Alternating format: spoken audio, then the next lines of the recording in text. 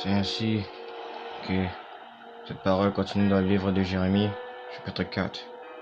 La quatrième lamentation, chapitre 4, versets 1 à 22.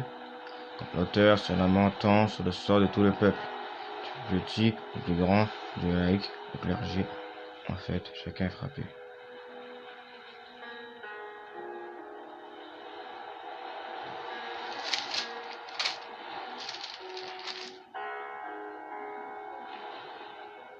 Donc, lamentation sur le sort du peuple. Et quoi? L'or a perdu son éclat. L'or pur est altéré. Les pierres du sanctuaire sont dispersées au coin de toutes les rues.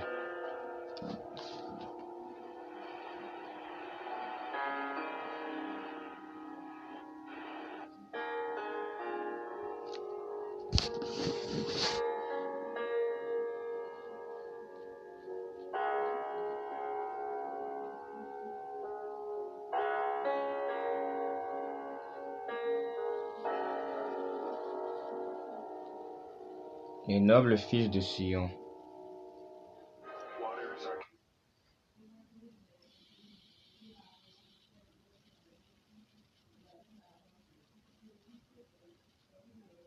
Estimés à l'égard de l'os pur, sans regarder. Hélas, comme des vases de terre, ouvrage des mains du potier. Les chacals même présentent la mamelle, et allaitent leurs petits. Mais la fille de mon peuple est devenue cruelle, comme les autrices du désert. La langue d'une hérissante s'attache à son palais. Séchés par la soif, les enfants demandent du pain, et personne ne leur en donne. Ceux qui se nourrissaient de mets délicats périssent dans les rues. Ceux qui étaient élevés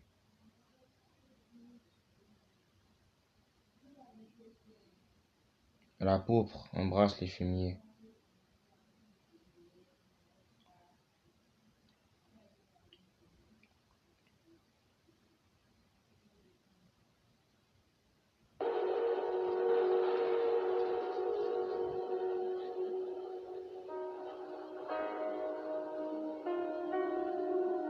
Le châtiment de la fille de mon peuple est plus grand que celui de Sodome.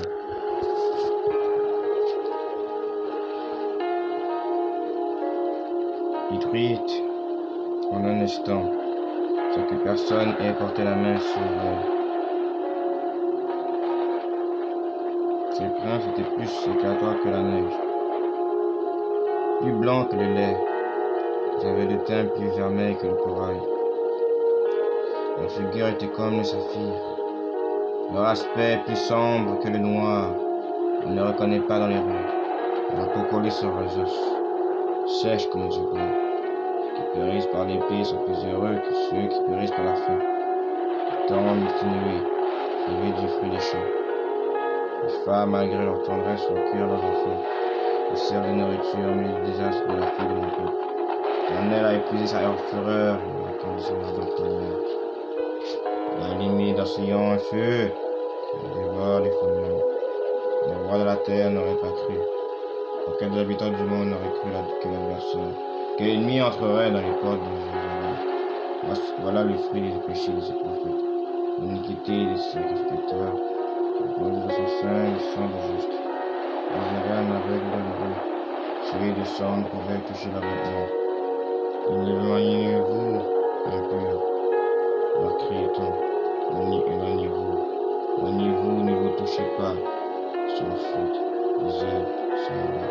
On ne dit pas, mais les nations n'auront plus leur demeure. L'Éternel les a dispersés dans sa colère, ne tourne plus les regards vers eux. Il n'a eu ni respect pour les sacrificateurs, ni pitié pour les vieillards. Nos yeux se consumaient encore, nous attendions vainement du secours. Nos regards se portaient avec espérance vers une nation qui ne nous a pas délivrés. Ne pieds nos pas pour nous empêcher d'aller sur nos places. Notre fin s'approchait. Nos jours étaient accomplis. Notre fin est arrivée. Les persécuteurs étaient plus légers que les aigles du ciel. Ils nous ont poursuivis sur les montagnes. Ils nous ont dressé des embûches dans le désert. Mais celui qui nous faisait respirer loin de l'Éternel a été pris dans leur fosse. Lui de qui nous disions, nous vivrons sous son ombre parmi les nations. Agis-toi, Ça d'allégresse, fille d'Édom, habitant du pays d'Uz, vers toi aussi passera la coupe. Tu t'enivreras et tu seras mis à nu. Fille des Sion, ton iniquité t'expire, tu ne te verras plus en captivité. Fille d'Édom, châtira ton iniquité, et mettra tes péchés à découvert.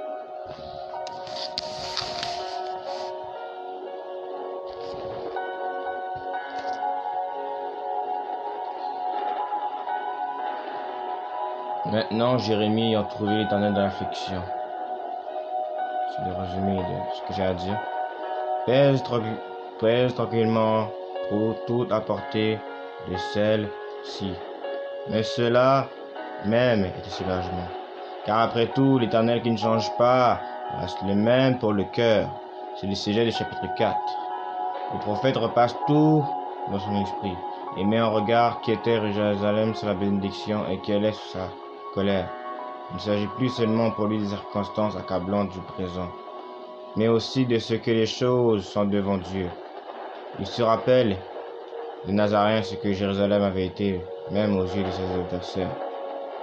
Comme cité du grand roi. Chapitre 4, verset 20. Loin de l'Éternel, sous l'ombre duquel le peuple aurait pu vivre. Ainsi que nous l'avons déjà vu, quoique les gentils eussent l'Empire, avaient été pris dans les fosses, comme la proie du chasseur. Mais l'esprit affligé des serviteurs de Dieu qui portent le fardeau de son peuple, aussi maintenant. Non seulement le malheur qui l'accable, mais la possession des ennemis de Jérusalem et celle de la cité bien-aimée.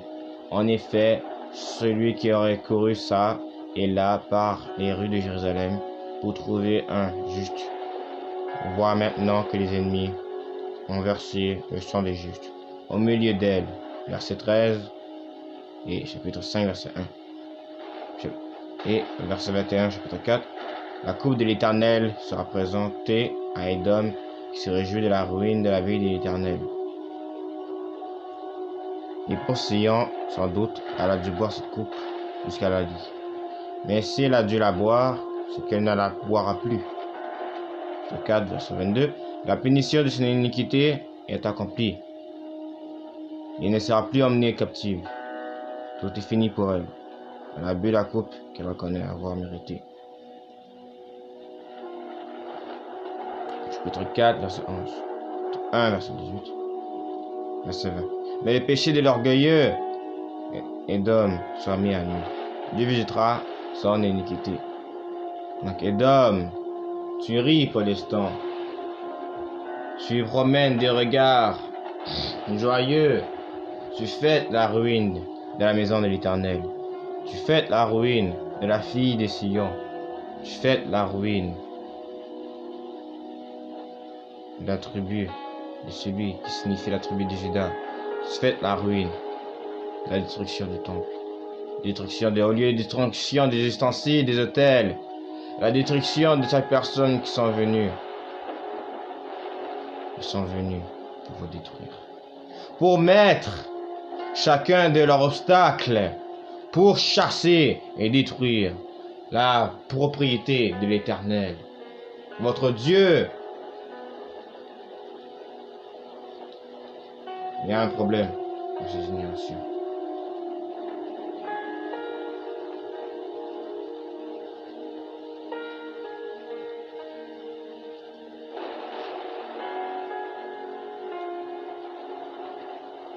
Beaucoup de personnes parlent. Beaucoup de personnes qui en parlent de l'origine.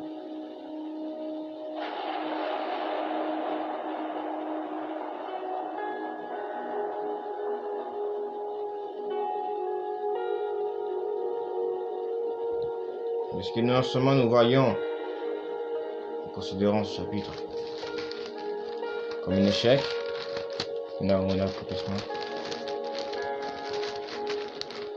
Comme je l'avais dit auparavant, ça campe parce que l'auteur se lamente sur le sort de tout le peuple, du petit au plus grand, de laïc au clergé. En fait, chacun est frappé.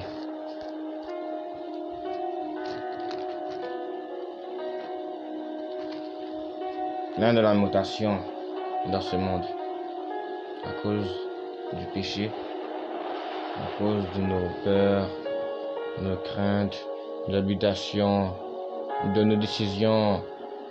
Les choses que Dieu nous a préparées, on les a détruites. On a mis non seulement la fausse Jérusalem. Nous avons été corrompus par les faux prophètes, comme Anania.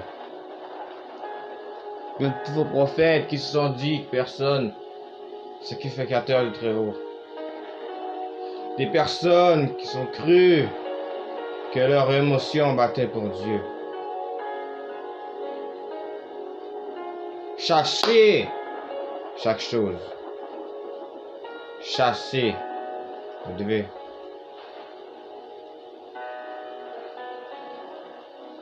savoir chaque chose. La petite portion de votre épicerie sera la petite portion que vous devez mettre pour Dieu. Jérusalem se promène dans des lieux, il promène le regard, il chante, il broie, il crie, ils croient qu'ils ont vu Dieu, ils croient qu'ils ont cru en l'Éternel, en leur propriété aussi grande. Et Dieu seulement décide qui sera son sacrificateur. La personne que vous voyez au-delà de ce livre n'est pas une personne qui exprime seulement ce que les malheurs de Jérusalem ont pu faire, mais seulement ce que vous voyez à ce que Jérusalem a été ruinée. Elle déclare que ses souffrances sont le recueillement de sa véritable consolation. Quand tu souffres, tu te jouis en beaucoup de fois dans ton propre domaine.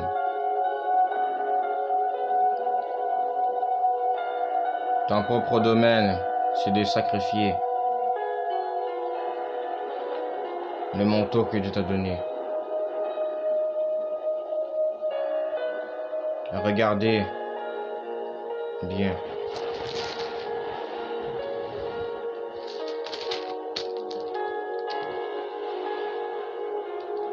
Nous tenons dans Lamentation, chapitre 1, verset 22. Elle pleure durant la nuit, ses joues sont couvertes de larmes. Et tous ceux qui l'aimaient, nul ne la console. Tous ses amis, ils sont devenus infidèles, ils sont devenus ses ennemis.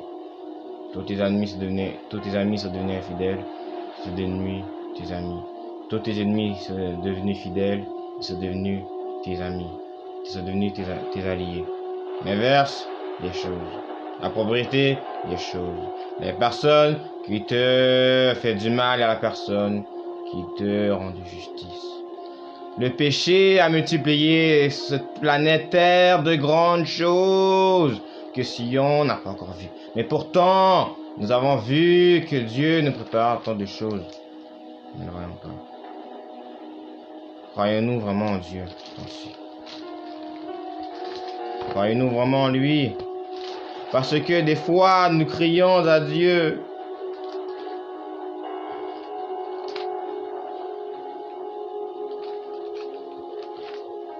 Parfois, je m'entends dire que Jérusalem n'est pas prête pour un nouveau réveil. Jérusalem a couru, a cherché, a bâti. Tu as ému non seulement le sang de ta mère, mais le sang de ton père n'a pas aucune valeur pour toi. Quelle sera non seulement la véritable province? Qu'est-ce que ce sera vraiment pour toi? Avez-vous vu non seulement ce qui s'est passé près d'Israël ce temps-ci? Avez-vous vu ce que Dieu non seulement essaie de vous dire? Si vous voyez dans Romains chapitre 2, verset 1 à 6, ô homme qui que de soi, toi qui juges, Tu es donc inexcusable, car en jugeant les autres, tu te condamnes toi-même. Parce que toi qui juges, tu fais les mêmes choses. Nous savons en effet que le jugement de Dieu contre ceux qui commettent de telles choses est selon la vérité. Que penses-tu aux hommes qui jugent ceux qui commettent de telles choses, et qu'il est fait que tu échapperas au jugement de Dieu? Ou méprises-tu les richesses de sa bonté, sa passion, de sa longanimité, ne reconnaissant pas que la bonté de Dieu ne te pousse à la repentance? Par ton doucement et par ton cœur impénitent, tu t'amasses ce trésor de colère pour le jour de la colère, de la manifestation des justes et du jugement de Dieu, qui rendra chacun selon ses œuvres, réservant la vie éternelle à ceux qui, par la persévérance à bien faire, cherchent l'honneur, la gloire et l'immortalité.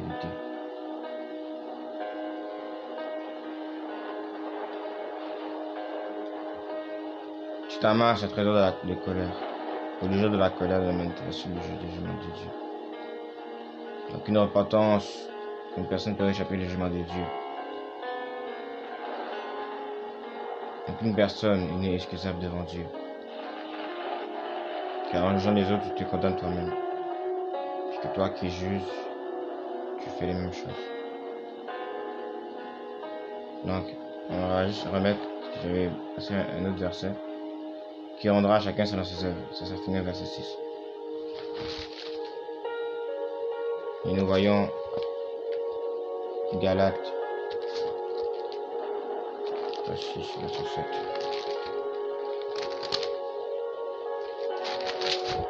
Verset 6, verset 7.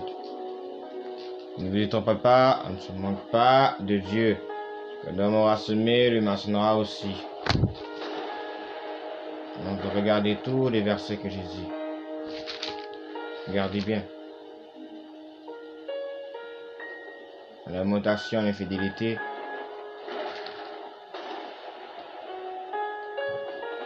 Ceux qui se moquent de Dieu, ceux non seulement qui se croient irréprochables devant Dieu alors qu'ils jugent, te fait passer pour quelqu'un qui est responsable de tous les biens de la terre. Tu ramènes justement de la fille de mon peuple, de la fille du peuple de Dieu, qui est plus grand que celui de Sodome, qui détruit dans un instant, que personne n'ait porté la main sur elle. Donc vous voyez, Dieu non seulement vous sauver des personnes, mais vous non seulement ne réussissez pas comme des héros de la foi, des héroïnes. Dieu non seulement va vous faire découvrir la seule chose que vous devez continuer.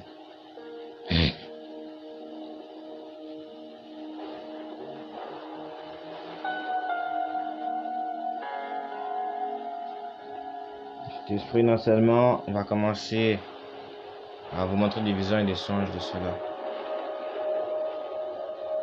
Donc, cette prière que je déclare en ce moment, c'est que nous avons eu le sort de l'Éternel à cause de nos paroles en vain. Dieu haït les murmures.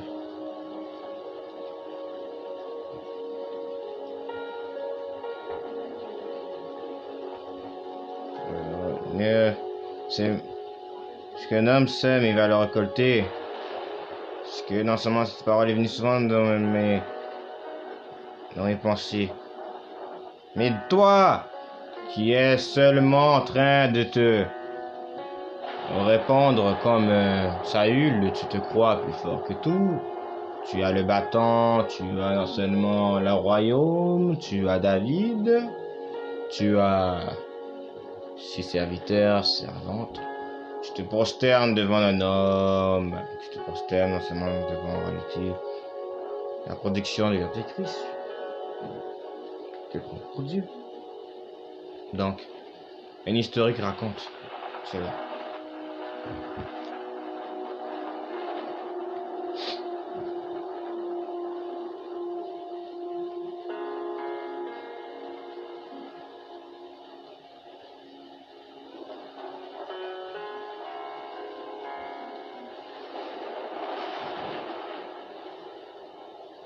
Regardez ce qu'il dit.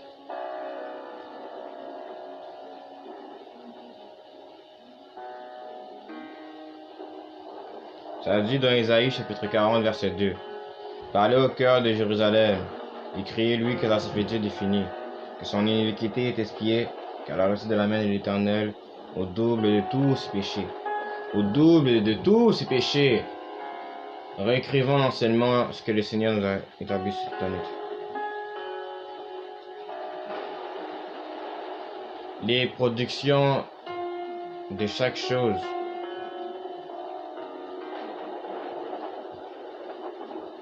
qu'une main doit faire, c'est chaque trace que tu dois tracer pour Dieu chaque jour. La trace que tu as décidé de tracer afin que tu retrouves le chemin que tu as eu dans cet été. Chaque province que tu iras déterminera chaque conseil que tu écouteras de ton véritable voisin. Ta cheminée est en train de monter parce qu'à cause que tu es en train de mettre l'huile sur le feu. Donc regarde encore ce que Dieu a prévu pour toi.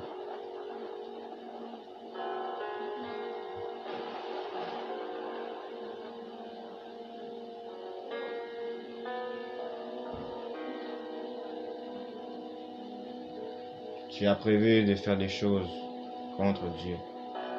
Dieu décide non seulement de te juger selon tes œuvres.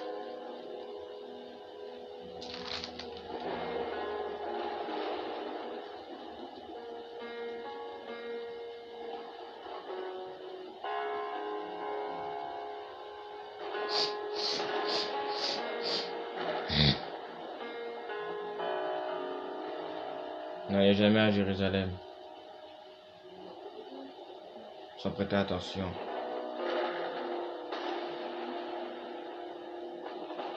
à celui qu'on appelle les lions de la tribu de Juda, Jésus-Christ.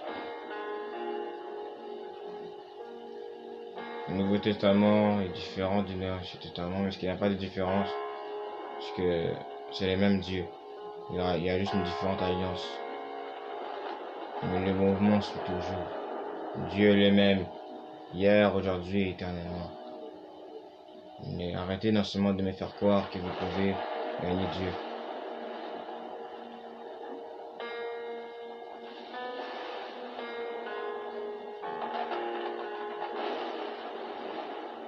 Ouvrez votre esprit plus grand. Je vous en supplie. Chaque pays que nous devons prier était en réalité une maison que nous devons conquérir, donc prendre le territoire, prendre la terre. Parce que plusieurs ont pris la terre. Plusieurs sont la ligne de Dieu. N'écoutez jamais les conseils des autres. N'écoutez jamais les conseils des autres. La main de l'Éternel.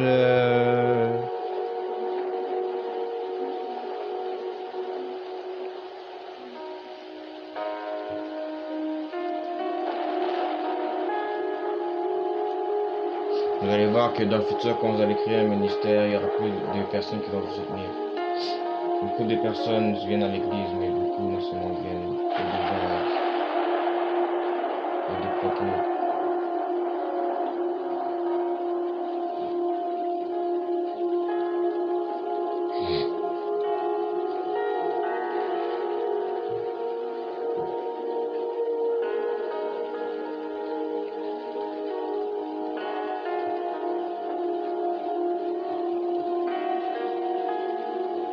Qui sont contre le conseil de Dieu.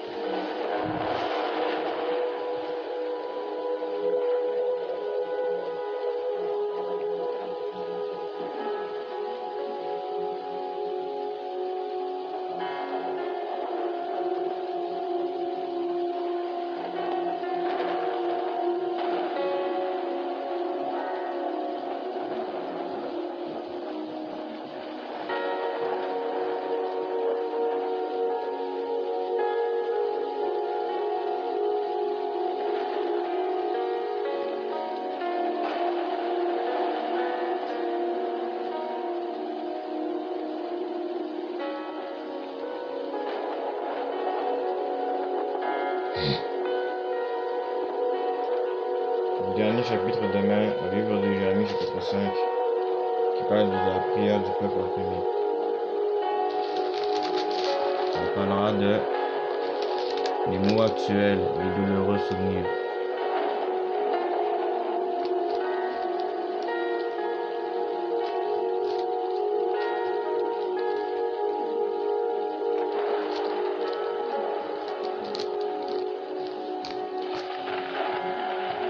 Je sais que ce n'est pas facile en ce moment pour toi, mon frère, ma soeur. Je sais que des gens te critiquent. Mais pardonne-leur. Écoutez bien. Le Seigneur ne va pas chasser ton ennemi. Mais le Seigneur chassera celui qui est hautain. Parce que le Seigneur veut que ton ennemi se repente. Il l'aime. Il n'y aura jamais de différence. Si les péchés te donnent pas. Donc priez pour les gens et surtout glorifiez vos paroles. Au niveau de la sainteté et de la sanctification doit changer. Parce que le Seigneur va nous prendre ce qu'il est demandé. Écoutez toujours ce que Dieu vous dira.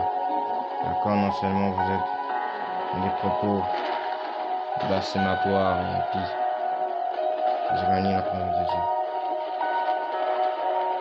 Connaissons notre Dieu. Connaissons ce qu'il a pour nous. C'est pour ça que j'ai pris dans le nom puissant de Jésus-Christ. Le ciel s'ouvre en moi.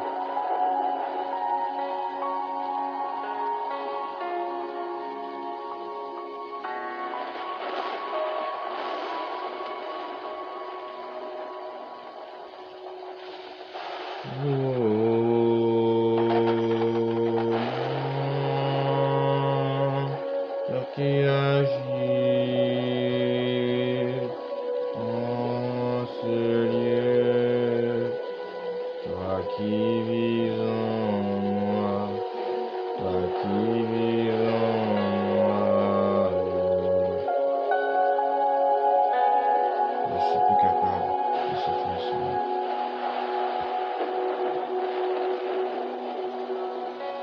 Reste en moi.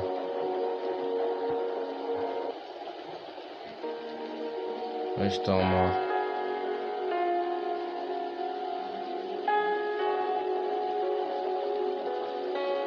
Je prie que l'Esprit vous restaure.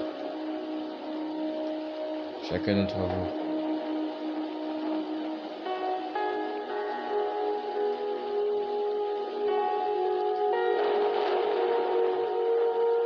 Que cette souffrance que Jérusalem a criée puisse prendre fin.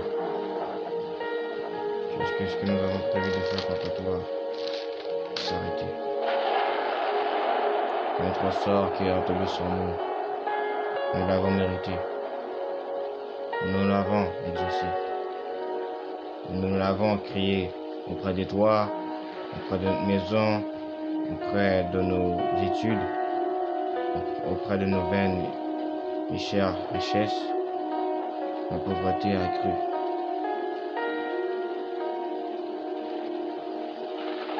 Dieu enlève et Dieu redonne.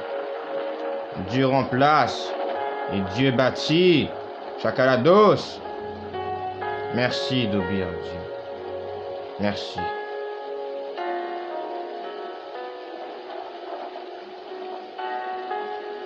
Priez avec conviction et foi.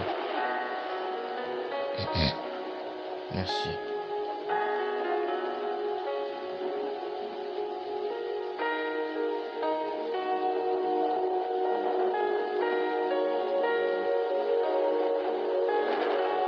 Merci, Saint-Esprit, pour cette opportunité que je me tiens devant toi et que j'écris à toi. Parce que mon manteau déchiré, je suis nu devant toi. Je n'ai rien à te cacher. Je n'ai rien à apprendre des hommes. C'est toi qui m'en apprends. Mes parents m'ont hébergé, ils m'ont abandonné. Mon ami m'a recueilli, mais il m'a affligé. Ma partie, ma moitié par femme que j'ai a été une poussière devant toi. Elle n'a pas suivi tes voies. Et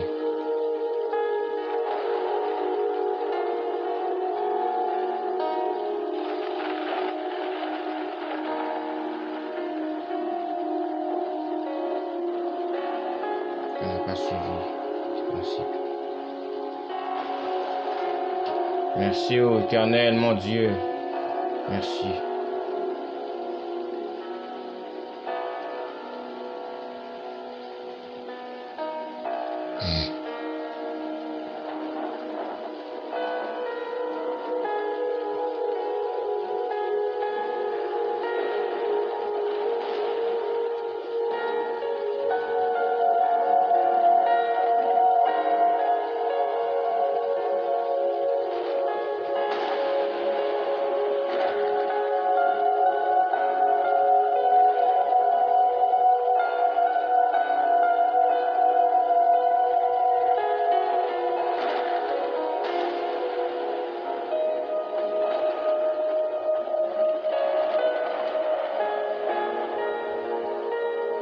Quelques gouttes d'eau encore à boire de notre deuil, notre cercueil.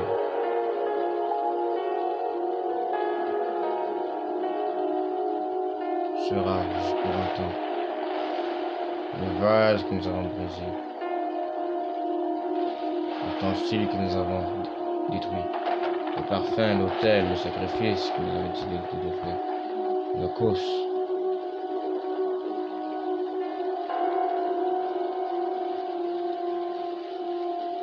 Nous avons une vaine langue. Une vaine langue.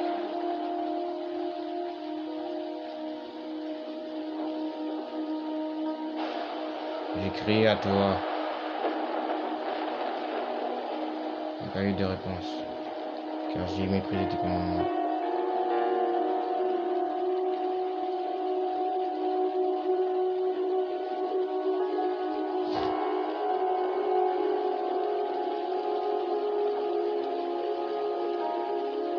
Nous avons décidé de voyager dans une montagne. Nous avons oublié d'apporter notre boisson, le sang de Jésus.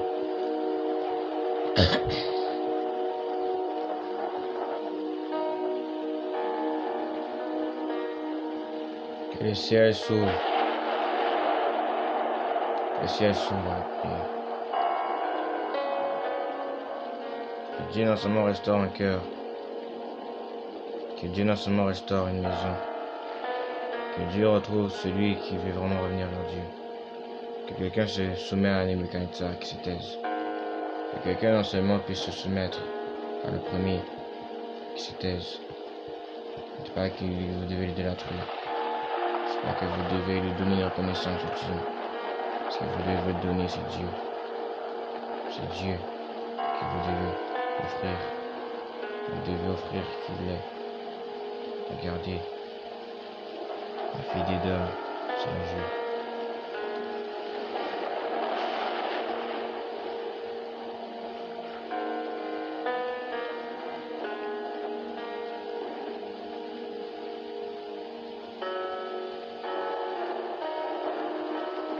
Tout ce que la fille d'Édom a fait. Tout ce que les filles de Babylone ont fait. Tout ce que les filles égyptiennes ont fait. Toutes ces mairesses, ces maîtresses, ces reines, ces princesses, ces présidentes.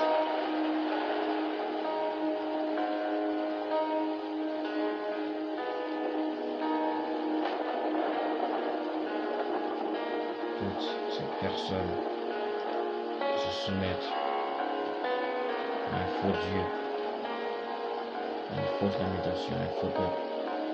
Une nation qui nous a pas délivrés.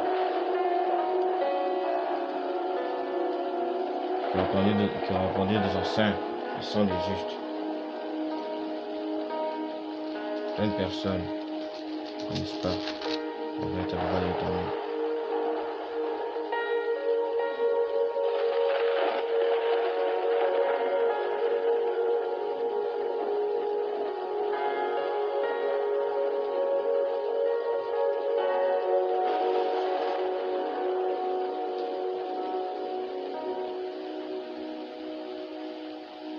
Demain matin, je dois prier.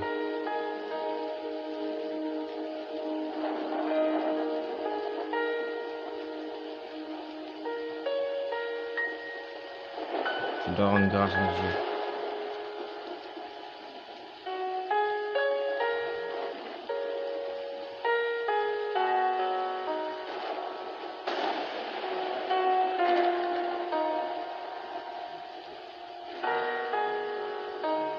En gardant chaque chose que Dieu nous a mis à cœur de faire. En gardant chaque chose que nous avons décidé d'abandonner. Nous avons décidé d'abandonner Dieu. Ne prenez pas Dieu pour un abri. Ne disons jamais que Dieu nous a oubliés et que Dieu ne nous aura pas.